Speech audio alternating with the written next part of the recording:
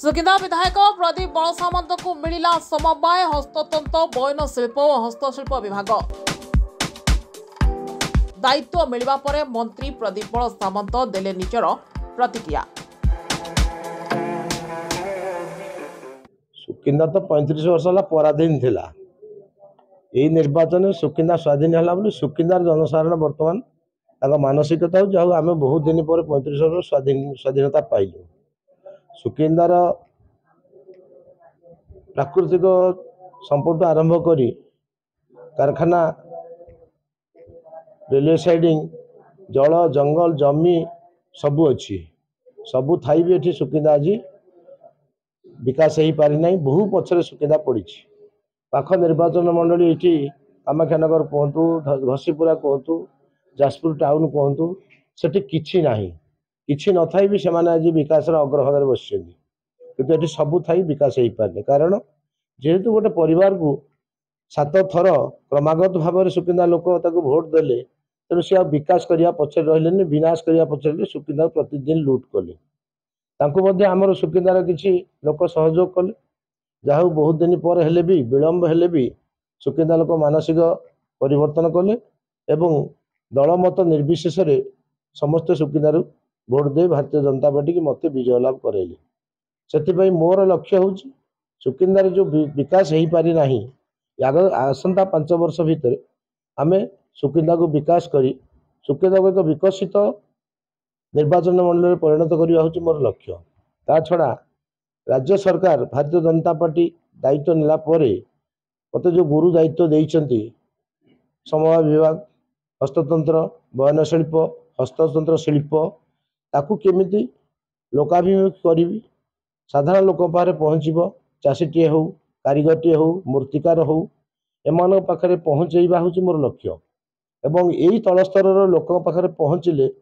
विकास निश्चित बार हम कारण तलू तलू गछटी जमी लगे चारा सी उठिले तार चेर लगे चार लगे तार पत्र डाल कौड़ से तल स्तर गरीब लोक जो सुविधा पाइले सी भलरे चलिले आस्ते आस्ते आस्ते आप देखिए समय टिके लगे किंतु समस्ते उन्नति करेंगे। खाली सुकिंदा नुह सारा ओडिशा रे ये समवाय विभाग को ये हस्ततंत्र को एवं बयन शिल्प को निश्चित भाव अग्राधिकार दे बहुत सुजोग अच्छी जोटी कंचामाल मिलूना कंचामाल नहीं पहुँचेगा जोटी बजार नहीं बजार तैयारी करवा एसबू कले निश्चित भाव बयन शिल्प बहु अग्रगत कर समवाय विभाग गोटे विराट विभाग से टाउन टू आरंभ कर अर्बान कोऑपरेटिव सोसाइटी आरंभ कर मसलेस कोऑपरेटिव सोसाइटी अच्छी बैंक अच्छी चाषी मानक विभिन्न प्रकार ऋण अच्छी तादेह सब्सिडी अच्छी तेणु से सबको आम लोक पाखे पहुँचेवा लोक सब लोक भी सब कथा जापार ना तेणु लोक सचेतन करवा कले विभाग निश्चित भाव त्वरान्वित हम और ये गोटे खाली भारतीय जनता पार्टी नुह ओडिशा ये गोटे मेरुदंड ही ठिया मुख्यतः खनि खोला होता प्राकृतिक संपद को नहीं कारखाना व्यवहार करेंगे किसी रेवेन्यू कलेक्शन सरकार हम एवं खनि अंचल जंगल भीतर जेहेतु से उन्नति करेंगे किंतु फल है उलटा किछि दिन श्रमिक मान काम देला परे मेसीन बाहाना रे माने लोक रही एक्सीडेंट होउची बड़ बड़ कंपनी माने तांकर मेसीन पूरे देले लोक आस्ते आस्ते छटई करदेले प्रथम क्रोमाइट माटी सब लोक काटुले से क्रोमाइट आनी ऊपर रखला चालुणी करते सटिंग करते से पथर रिजेक्टेड पथर अन्य वेस्ट मटेरियल बाहर कर फोपड़ा होता आस्ते आस्ते स्क्रीनिंग बंद करदे आउ मेसीन पूरे माटी काटला क्रोमाइट की लेबर द्वारा कटा होता बंद कर मेसीन काटिले लोडिंग होता कोरोना आड़ लोडिंग सेमती बंद कर मेसीन लोड कले ये हूँ राजनीति इच्छा शक्तिर अभाव जो मैंने राजनीति दल रही जो श्रमिक संगठन जो कले श्रमिक को सेवा करने बाहाना से श्रमिक को शोषण कले